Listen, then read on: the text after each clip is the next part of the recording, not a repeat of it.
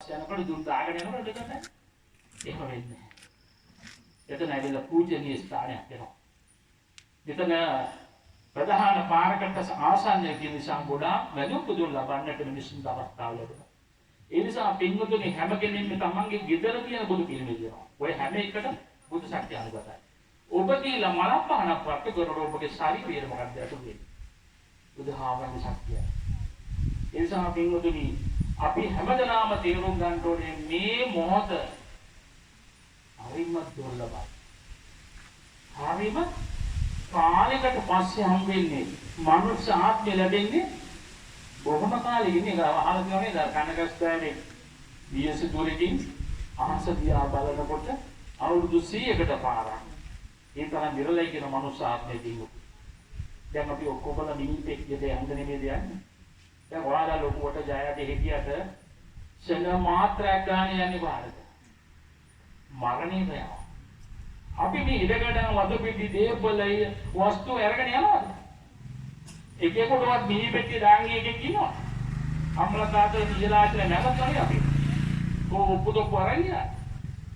තින්වතුනේ අරන් යන්නේ කාරණා තුනයි. එකක් කුසලය, අනික අකුසලය, අනිත් එක ප්‍රඥාව. සෝතාපන්න වුණොත් මේ ආත්මයේදී ඔව් ජාති සෝතාපන්න උපදින්නේ. ඒ නිසා පින්වත් දරුවනි මේ මොහොත ඔබට බුද්ධෝපාසනයයි. ධර්ම අවබෝධය සඳහා කටයුතු කරන්න. මම මගේ ජීවිතේ ධර්මයේ මේ පින්කම් පටන් ගන්නෙ මේක අවුරුදු 15 ඉස්සරකට කලින්. වෛද්‍යවරයෙක් කළා දඹුල්ල මහවැලේ වෛද්‍ය ලේදාරි වෙලා ආවම දවසේ ඉඳලාම මේ පළාතේ බුද්ධ ප්‍රතිමා 527ක් පූජා කළා. මගේ දිනටද ගොඩෝ ආමුදුරවිලා මටම එතන මතක් කරනකොට මට මලක් තිබුණා වගේ. ඇයි තවත් එකක් කරගන්න අවස්ථාවක් ළඟටම ඇවිල්ලා. ඉතින් ඒක තමයි දෙන්නොතනේ අර දෙන දෙයියෝ ළඟටම ගෙනලා දෙනවනේ. ඉතින් මේ වගේ දේවල් දැකබලා මිනිස්සු සතුටු වෙනකොට කොච්චර සතුටක්ද. එතකොට බුදුහාමුදුරුවෝ සුමනා සූත්‍රයේ මොකද කිව්වේ? සුමනාවිය දන් දිය යුතු මේ පින්කල යුතු මේ බමනන්ත ශ්‍රමණයන්ට ශ්‍රමණ උපාක්මණයන්ට පින නැතුනේ ගමන යන්නේ නැහැ කියනවා. එසා පින්වතුනි පාරමිතාවක් ඇටියක දාන පාරමිතාවක් ඇටියක මේක දකින්න. සබ්බ පාපස්සකරණ කුසල සුඛ සම්පදා සචිත්ත පරියෝධපණං ඒතං බුද්ධාම ශාසන බලන්න පින්වතුනි අපි මේ ජීවිතේ මොනවද කරන්නේ කියලා කියනවා. කොටවනවා, විශ්වාසම් කරනවා, වෛරකම් කරනවා. කාටද බලන්නේ මෛත්‍රී චිත්තය පවත්වාගෙන යන්න? අන්න බලව ගන්න ශක්තිමත් මනුස්සයා. ඔබට බලවන්න නම් ඔබගේ මේ ජීවිතය තුළ හැමෝටම මෛත්‍රී කරන්න. දැන් බුදුහාමුදුරුවෝ සතිය පිටවන්නේ කොහොමද? සතිය පිටවන්නේ තමන්ගේ සිත පාලනය කරන්න. සතිත්ත පරියෝධපන අප්පාලි කරගෙන මොනවද? අපි කිසි දෙයක් නෑ අහලා පාලි ගෑනුම් දෙකිය මං අහගෙන ලෝකයක් දිවි තියන කටයුතු කරනවද නැද්ද පින්වතුනි? කොයිතරම් අපූර්වද අපේ මේ ජීවිතේ මතක තියාගන්න. මදට කතාව නියසිනට ගත්පස් ටිකක් ප්‍රමාණයක් මනුස්සත් භාගය ලබන්නේ. අනිත් ඔක්කොම අපාගත වෙනවා. අපාගත වෙන්නේ නැත්නම් මේ කොරණ වැඩවල. පුංචි කාලේ ඉඳන් ලොකු එකා ඉඳලා උදේ ඉඳලා හවස් වෙනකම්ම කියන්නේ පට. එහෙම නේ? ගෙවල බලන්න. අවුවරේ කිව්වොත් එම අන්න අවුවනේ ආම්දුර කෙනෙක් වලිනවා කො හැංගෙනවා. එයි දීපොන දින්න වෙයිමු. කීයක් කර දෙන්නේ නේ. ඔය ලෝභකම් අතරින්ද මනුස්ස ආත්මයේ දික් කරගන්න කියන දේ කරගන්න. මට කවුරු කෙනෙක් කියලා කිව්වොත් මේ දේ කරන්න කියලා මට මලක් තිබෙනවා ඇයි? අප්පච්චි කියන්න තවත් එකක් ආවා. ඔයාලගේ ගමේ තව දේවල් තිබ්බොත් මම ඉදිරිපත් වෙනවා. ඒ දන්නේ ආම්දුරනේ තවත් පන්සල් වල පිළිමාවස වුණොත් මට කියන්න. මං අනිවාර්යෙන්ම මේ පින්කමකට සහභාගී වෙනවාමයි. මොකද ජීවිතේ අපි පිනට හම්බෙනවනේ පින්වතුනි. දුබ්බේත කත පුඤ්ඤතා කියලා එකක් තියෙනවා. ඔබ අද මනුස්ස ආත්ම ලැබුවේ. ගිය ආත්මය හොඳ පිනක් කියලා තියෙනවා. ඒක උස්කුස්ක කර්මයක් ඒ හේතුක වෙන්න පුළුවන්. අන්න ඒ නිසා මේ ආත්මේ ඔබට හැකියාව තියෙනවා තාමත් ශක්තිමත් පින් කරගන්න.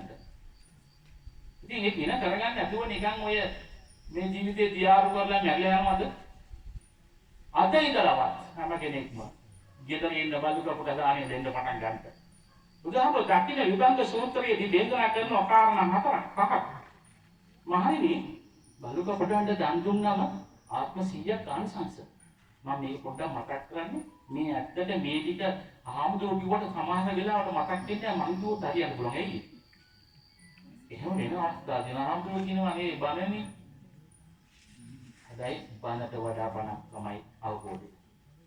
එතකොට ඔයාලා දැන් සාමාන්‍ය දුප්පත් මිනිස්සුෙකුට දන් දුන්නොත් ආත්ම 1000ක්. ඒ වගේම තපසෙකුට දන් දුන්නොත් ආත්ම ලක්ෂයයි.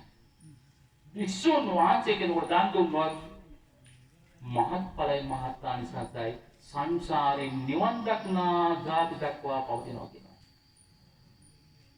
ආර්ය භාවයට පත් උත්තමයෙකුට. අන්නේකෙන් අපි මොදොනි අද ඉඳලා වෙනස් වෙන්න මේ බුදුහාමුදුරුවෝ වැඩියා. අපේ ගමට බුදුහාමුදුරුවෝ වැඩිය බලන්න ලස්සන. නේද අපි හඳුනන බලන් ඉඳලා මමත් දැන් යන්නේ දැන් නේද වගේ මඩක් තියෙනවා. ආහාරය දැනෙන්නේ පුදුමාකාර සතුටක්. මේ වගේ තැනක ඉඳ තියෙනවනම් අපි රෝගන වල වෙන්නේ නැහැ. මේ වගේ තැනක එකතු වෙලා වැඩක් කරන්න තියෙනවනම් ඉතින් බලන්න ගමට ආද තමයි ආලෝකීය ප්‍රඥාව පහළ අපේ හාමුදුරුවෝ ඉන්නවා. මට ඔයාලා එන්න කිව්වොත් මම ඕන වෙලාවක මේ ගමට එනවා. ඇවිත් බණක් කියන්න කැමතියි. මම බණ කියලා තියෙනවා 2011 ඉඳලා අද වෙනකන් මගේ YouTube channel එකේ තියෙනවා බණ ගොඩක්. ඇයි මේ? අහමුදුරු විතරනේ මාත් කියන්නේ. අහමුදුරු කිව්වට අමාරු ගණන් ගන්නෑ.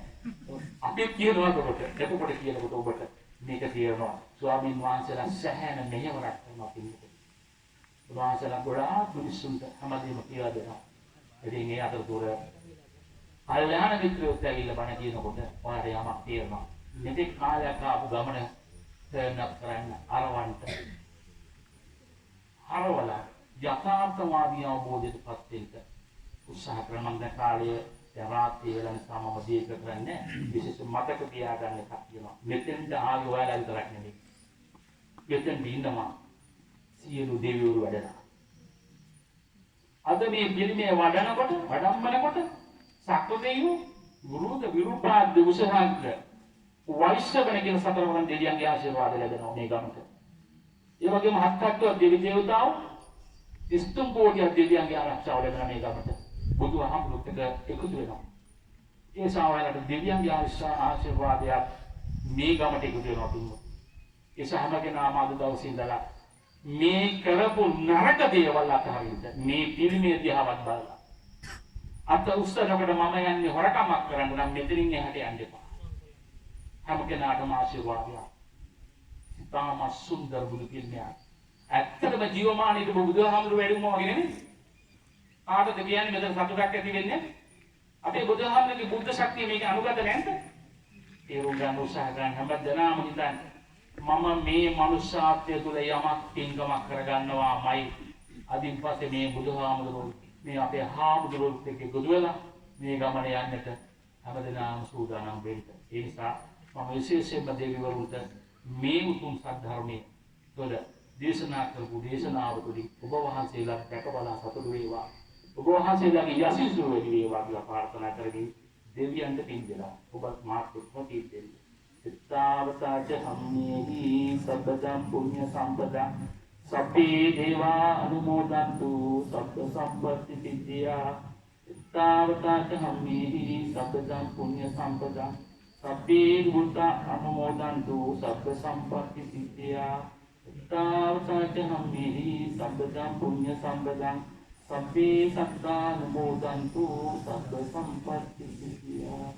ඒ වගේම තින්වත් දරුවනි මේක මිය පරලෝකයේ ඇති ඔයාලගේ අම්මා තාත්තලා හවුතුතු මේවා දිහා බලන්නේ.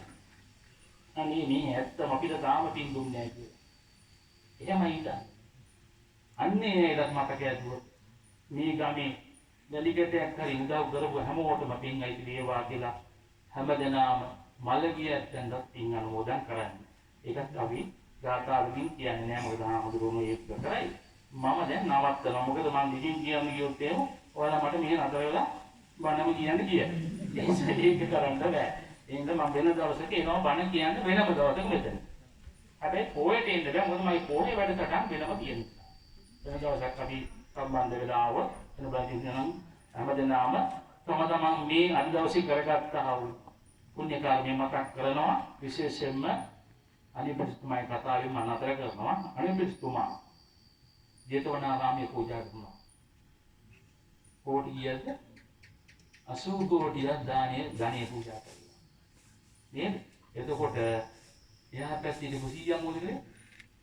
පූජා කරන වෙලාවේ අනේ සාදු කිව්වා. ඊට පස්සේ මුගලන් මහමුදුර ගියා දිව්‍ය ලෝකේ කවුසි සායි බණ කියනකොට රණු විමානයක් පෙළව තියෙනවා. මොකද කිව්වේ? ආදද නේද කියලා. ඒක අර සාදුකාරා දීපු සීයාට කිව්වා. අනේ පුතුමාට දිවි විමානය කිව්වා.